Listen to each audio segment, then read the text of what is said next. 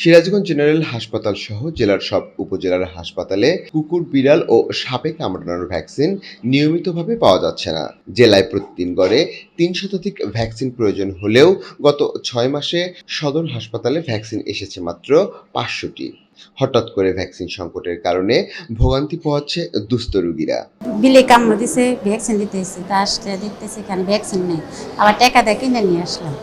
বিড়ালে খামচি দিচ্ছে, আসার পর দেখি যে ভ্যাকসিন নাই এখানে। এরকম প্রতিনিয়ত হয়, যেমন ধরেন আমি এই 2 দিনে এরকম ভাবে ঘুরে গেছি।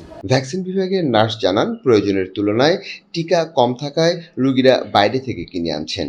48 জনের ভ্যাকসিন আমি দিতে পারছি 15 তারিখ, তারপর থেকে সাপ্লাই শেষ হয়ে গেছে, তখন রোগীদেরকে আমরা লিখে দিতাম, ওই যে কিনে আনে ওইভাবে আমরা দিয়ে দিই। এখন ভ্যাকসিন সংকটের কথা জানিয়ে হাসপাতালের তত্ত্বাবধায়ক বলছেন, প্রয়োজন মতো ভ্যাকসিনের চাহিদাপত্র ঢাকায় পাঠানো হয়েছে। অ্যান্টি র্যাবিস ভ্যাকসিন আমরা পাচ্ছি, তার কার্যক্রম চলমান আছে।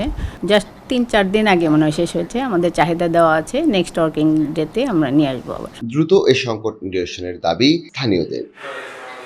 সুজিত সরকার, বৈশাখী সংবাদ, সিরাজগঞ্জ।